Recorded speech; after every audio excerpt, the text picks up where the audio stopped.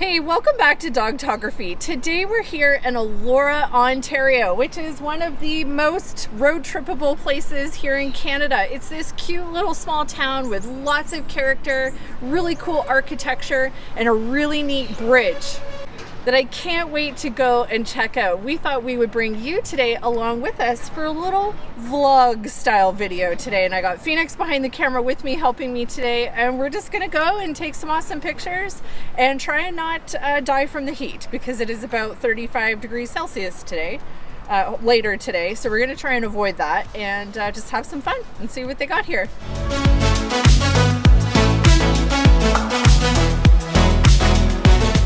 I'm Andrea Fleury and welcome to Dogtography. My channel is all about how to take better images of your dog and how to create some really super fun memories. I walk you through different tips and tutorials and techniques. I sometimes show you behind the scenes of my professional career as a dog photographer, all while just trying to have some fun and enjoy time with our dogs.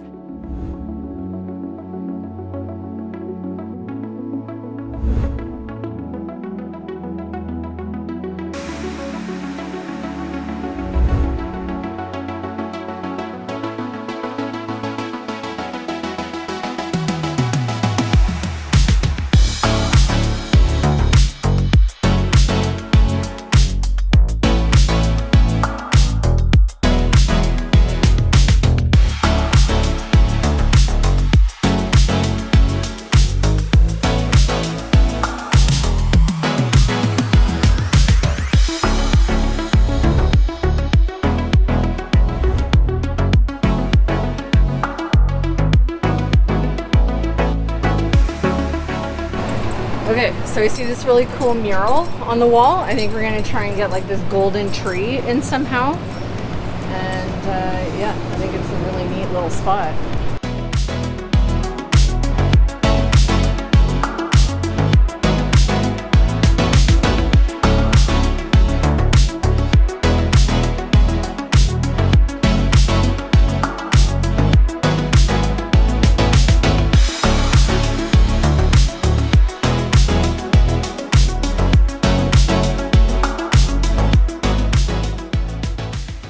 To show you some of the behind the scenes of the images that we took there and why I decided to go back and retake them. So yes, we took another 2-hour drive back to Elora at a different time of day, and I wanted to show you why. So here are some of the initial images that I took down by that bridge. Now, I think you can probably see what I'm seeing here and why there was an issue. Now, first of all, we arrived there at like, what time did we get there? Like 7:30 in the morning? Like, it was pretty early, right? Yeah, it was pretty early. And we didn't know where to expect the sun to be. Like, when you're down in this like giant canyon, I just didn't know what it was gonna look like. But it's way too high, like it's way too bright. So what's happening here on the left side of the image is that it's completely blowing out the side of the canyon, and then look at the bridge. So the bridge is kind of like, you know, the frame to the subject, and it is trashed with hot spots, it's called. But like right in here, like all of this is completely blown out of detail, and that just doesn't look good. It's not at all what you would want for a final, you know, quality looking image. And again, if we're going for intentional imagery that has quality to it and thought and care and all of that, this doesn't cut it, in my opinion. So what I'd like to show you is what this location looks like at the opposite time of the day. So this was in the morning. This is what it looks like in the evening. So we were there about 7 o'clock at night. We knew that the sun was gonna set around 8:45. This is what it looks like in the evening. So it's a completely different experience. Let me show you one of the raw images. So these are the raw images here. So you can see I haven't done any color correction or anything like that. They're not blown out at all. In fact, they look a little underexposed, which I may have done on purpose, but I mean, they pull up really nicely like this. You can see that the bridge has lots of detail in it. There's no blown out highlights. There's detail in the trees. So I feel like you get the point. You get the difference between morning light and evening light. The sun was on the complete other side of the gorge. It wasn't shining onto this scene at all, so there's no lightness and no shadows to try and contend with. Could I have made do with the other images that I took? In my opinion, I mean, not really. Not for the integrity of what I really wanted the image to be like. Now, I knew this bridge was there. I had seen lots of other pictures taken in this spot, so I knew how perfect it could be in the potential. I really wanted to get the structure of the bridge and to have it kind of frame in my dog. I knew exactly what I wanted. There's the end edit on this one without Phoenix in the background. But it looks great. To me, this is like a really nice image and I quite like it. The other one, I would have just been mad about it. Like I would have just been upset that I wasn't there at the right time of day. Now, you're not always to know, and part of what I try to teach is just kind of rolling with it and going with the flow. But for this particular scene, seeing as I really wanted it just involved having to go back and to take another trip. Okay, so here's another image that we took in the morning when we first got there the first try. This is the after edit. I'm going to show you the before edit, and so you can kind of see like my attempt at trying to fix it and where I think it's actually worked and maybe why it's quite not that bad, but it's not the best. So let me just pull up the before is right here. So we're having the same problem. So the left-hand side is all washed out. The bridge is washed out. The sky is blown out. It's just like a hot mess right here. So what I've decided to do is put on a bunch of layer masks. So the first mask is a linear layer mask that kind of goes from the left over towards the right. And I'm going to show you the before and the after of that layer mask. So all I've done is I brought down the highlights and the exposure, and it's kind of brought color and depth back into that left side. Now this goes back to a term that I keep using over and over again, which is called dynamic range. So my camera, because it's a professional camera, has a very high level of dynamic range, which means even if I take a picture with the highlights blown out, like as you saw, it has the ability to still capture data in those blown out highlights or in the shadows, so I can still manipulate them in a program like this. So cell phones, for instance, do not have the same dynamic range at all, anywhere close to the level of professional cameras. So I'm not trying to suggest that this is something you could necessarily achieve with your own cell phone images, but it's just giving you an indication here of, you know, how I tried to rescue it and what it kind of looks like. Now, the other mask that I've set up here is just to work on some of the highlights on these rocks, as you can see here with the before and after. And then the last one is kind of the other right-hand top corner and a little bit of the sky. Keep in mind that your eye naturally goes to the lightest part of any image, and I'm trying to kind of create a bit of a vignette to bring the eye in towards the dog, and then my eye in this image still goes to the bridge. And can you see why? The bridge has still, even though I've really worked on it a lot here, it's still got these like light highlights on it, which in my opinion still makes it rather distracting and why I don't love this picture. What I do like about it though is that my dog is big. He's bigger than the bridge. So maybe when people look at it, their eye would go to him first. He's still, I don't know, it's not my favorite, but I just wanted to show you my attempt at a rescue of this particular image. Now let's go to a scene that we photographed twice. So here we are in the like brick wall windows that were by this one business. So when we arrived, I saw these windows right away. We thought that they were super cool and we wanted to go and check them out. Now on the opposite side of these windows here is where the street is. And because the sun was up in full blasting light, you can see how it's coming down like this onto the side of Asher. That whole wall on the other side was in complete hot sun. So it wasn't usable. So we went around to the other side, which is where all the restaurants and shops and stuff were, and we tried to photograph it this way. Phoenix is down here hiding behind this little wood box. But you can see right here what is happening with Asher's fur. And as much as I've tried to rescue it, it is still like all blown out on the side and down to his foot. We've got this really harsh shadow line, and it's kind of, you know, coming in like this.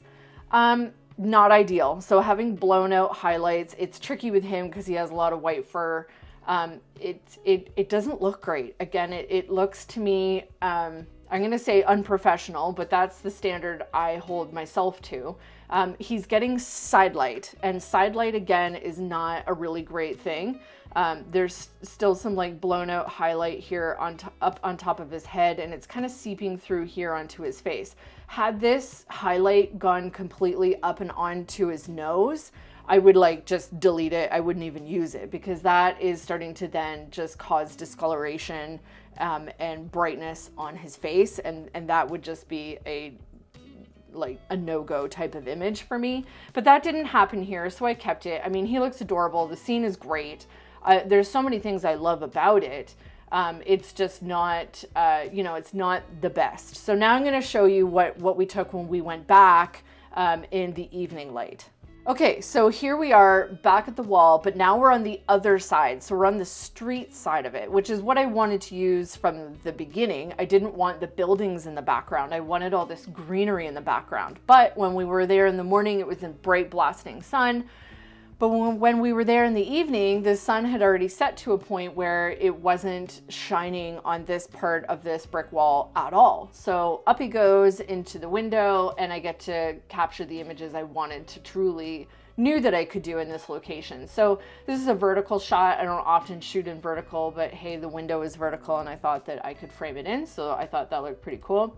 Here's like a completely different angle. I love the like over the shoulder looks. I think that those are really cool. I love the like blurriness of this wall as it's kind of like directing the eye in towards what the sharpness of the image, which is obviously of the subject. I really like this image, and I like that you can kind of see like a little bit of him, and he's kind of peeking out around the corner. And then I just had him like lay down in it, and I've got a couple of him here just kind of chilling in the window. Like, he's just so adorable. And you know, these moments couldn't have been captured. There's no way they could have been captured otherwise. And as well, by the way, going back in the evening, there was a lot less people, a lot less other dogs, a lot less distractions. It was just so much better to get more deep personality type shots like this. Like, this is him just being him. And I got one more. Oh, there we go. I mean, he's even like got his foot down on this one. He's just kind of, he's really getting comfortable now. Now he's just not even working anymore. No, I'm joking. Oh, good for you, Asher. Okay, let's find another one. Okay, so here's an example of one of Asher outside one of the shops there on the street. Now, you know, there's a whole bunch in this sequence, and I think they look really cute. Like, he looks nice. I like the colors in the background. I like all of that. You can see a lot of Phoenix in these images too. I haven't edited these, obviously, but there's a reason why. One, I didn't want to use this one because I knew that I could do better. So what I'm not enjoying about this image is this lightness and shadow here on the sidewalk, because it comes so close into Asher. My eye just kind of goes to that. And this is, in my opinion, what makes a picture look like a snapshot. It's like, you just know that they're like, yeah, there was intention. I'm down at the dog's eye level. I've framed him in nicely. I've got him positioned where the side of his body is facing me. So there's a lot of intentional elements to it, but because of the way the lighting looks, it just, to me, has this like, I just snapped it with my cell phone kind of quality to it. And I'm trying to encourage everybody and inspire you to kind of be more thoughtful about your shots. And in that is thinking about the light. So I want to show you a comparison now of on day 2 when we went, what it looks like there. So here we are on day 2. Day 2, we are here with the shop. Now, I don't have all the flowers. They I think because they had closed, you can see the open sign is not on anymore. They had closed. They had taken the flowers, I think, inside with them. But what you can notice here on the ground is the difference. So there is not the really harsh shadows on the ground. I was able to kind of position him a little bit differently and to try and get some different angles. But yeah, I really like this, and I think it looks a little bit better. I do wish the other flowers were out because those are really nice. But yeah, I just wanted to show you a comparison time of day wise. Okay, so here we are at this really cool red door. Phoenix spotted this and we just had to check it out because it was so ornate and it was just so different and so cool. I loved dogs indoors. I think that's like a really neat way to frame in your subject. So we put Asher in front of this door, and I had to back him right up against the door because look what's happening on the sidewalk. So there was like a sliver of shade caused by the building, and then all this bright blasting light. So if I would to have pulled him out from the door, which is what I normally would have done, he would have been right in the blasting sun, and then that would have been causing what? Blown out highlights. So we want to try and avoid that, so keep them in the shade if possible. But I want to show you a comparison again with this image so you can see what it looked like at a different time of day and with a different composition. Okay, so here we are in the evening. So I have been able to pull him forward and look at what has happened. So the background is now more out of focus. It's not quite as sharp, which again is a more ideal type of look for this type of imagery. His body position was able to change because he wasn't flattened against the door. It just, in my opinion, it just overall looks so much better. The ground is not in that like bright highlight and shadow type look. And now we can just kind of get more of a sense of the environment where he is, as opposed to him flattened up against something. So this again is just, it's also using a technique of just some separation from the subject from the background. I always recommend doing this when it's possible to, because it allows for that separation, and then the background can kind of compress against the subject, which gives it some of that like out of focus look. Therefore it looks less like a cell phone image that is like usually all in focus. Okay, so here we are by this cute little clock tower type thing that they had. And we saw these pretty flowers with lots of color. And I was like, great, would be a great shot to take a picture of him. But I know exactly what's going to happen when I put him in the spot. So I put him here in hopes, by this point, I had clued in that I needed to go back again another day. I put him in here so that I could show you a before and after. So here he is kind of sitting in this little spot. It's right in front of that red door, as you can see it in the background. And what's happening to his face? So the sun is shining on it, and the white part of his muzzle there is getting all blown out with light, and he's getting like front light as opposed to, you know, like a nice backlit look. But let me show you what it looks like when we went back that day. So here's kind of a nice shot. I feel like this is overcast in this moment because I don't see any real rays of light coming from anywhere, but it just kind of gives you an idea of what it looks like without that bright blasting light on the front of his face and how that kind of washes him out and washes out the scene.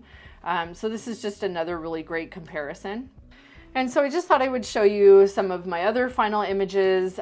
These are not completely, totally edited yet, but I just wanted to kind of give you a really cool sense of what else we were able to capture because we went back in the evening. We were able to get some really nice, really pretty light. First of all, we were able to photograph this scene with these really different doors in the background, which I thought was super cool. And we were not able to get these when we were there before because it was all in complete full blasting sun. So that was really nice. This is another image, I have a different one here, that I wanted to try and capture with the church in the background. Now, when Phoenix and I were trying to get some shots of this before, there was too much traffic, too much going on, the light was off, it was just a crazy kind of busy place. And we weren't able to get this image with the church just because of how busy it was. But by being there at a different time of the day, we were able to achieve this. And I think it's really cool because this church is a pretty really nice monument in this town. Okay, so I have two images here of Asher on this like walkway over the water. It's a really pretty spot with the old mill in the background. Now, I was struggling doesn't matter the time of day because of the railings, like the fence, the black fence is kind of going in the background. I was really trying to figure out, like, come on, Andrea, how are you going to photograph this and make it look awesome, even though there's this big black fence in the background? So I took this image here because I was just kind of looking at the light. But I mean, we can probably hopefully all see now why this image is not really, you know, Instagram worthy, because of the shadows and the lightness and the brightness and how, like, you know, it's just not compositionally great. The fence, or whatever you call this, is going right through his head, which is obviously a big no-no that I've mentioned many, many times before. So yeah, so here, my next shot here is me trying to work with what I've got. I've got his back to where the sun is. The sun is almost like overhead by this point, but the sun is to his back. So he is backlit, but look what's happening to his nose. I'm just zoom in here.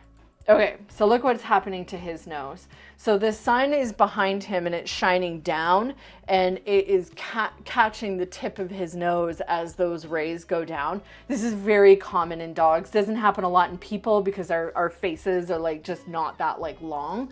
But for dogs, this happens quite a bit, especially in midday. And it's just not ideal, especially because his nose is white. To me, it's extra noticeable with that highlight there, like that blown out. I'm trying to get him to interact with his environment here, which is this fence that I just had, like a railing that I just, you know, just did not know what to do with. So it's kind of cute, but it's not really ideal. So here I'm going to show you next what we were able to capture in the evening. Okay, so here is my evening look. Here's Asher's evening look on the bridge with the railing. So again, I've got his feet up on it, so he's interacting with the environment. He is backlit. As you can see, the sun is behind him. I positioned myself in a way, or positioned the lens of the camera in a way, so there's just that little hint of flare coming over the top of his back right here.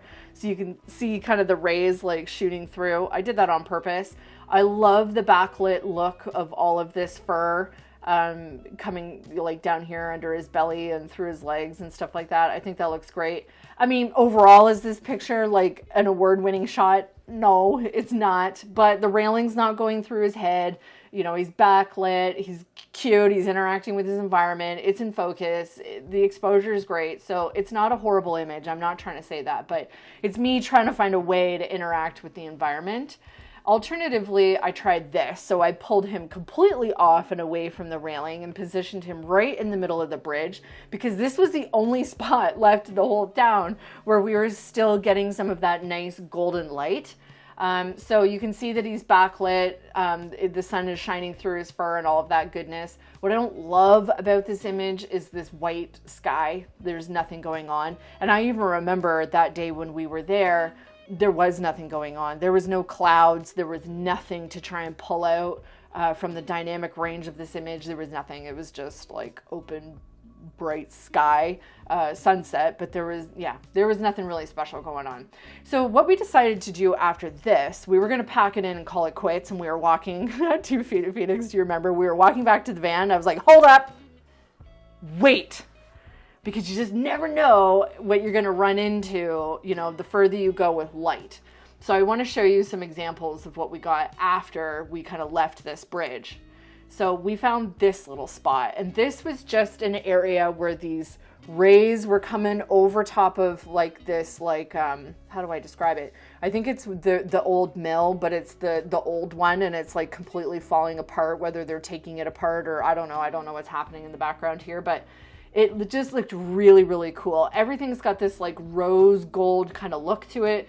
I'm going to say unfortunately, because this is a result of the wildfires that we have had here in Canada, which I know has kind of gone down into the US, but you know, in case you're not from around here, we have had a lot of wildfires in our area.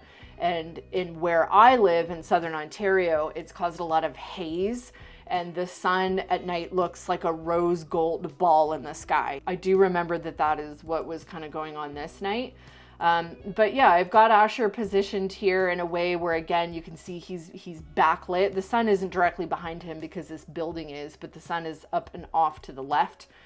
And it is really close to being set, at least in the city here, but you can just kind of see it's creating these nice dreamy looking images.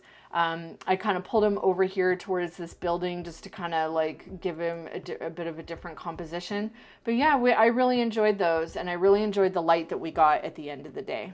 So there you have it. There is Elora day 1 and day 2 in the bag, morning versus evening light. I wanted to give you that comparison. Go ahead and research your locations before you head out to them and see if you can figure out where the light and the sun is going to be at so that you can plan out your images. It just so happened that we had never been to this town before, so I didn't know where anything was to even try and map it out ahead of time.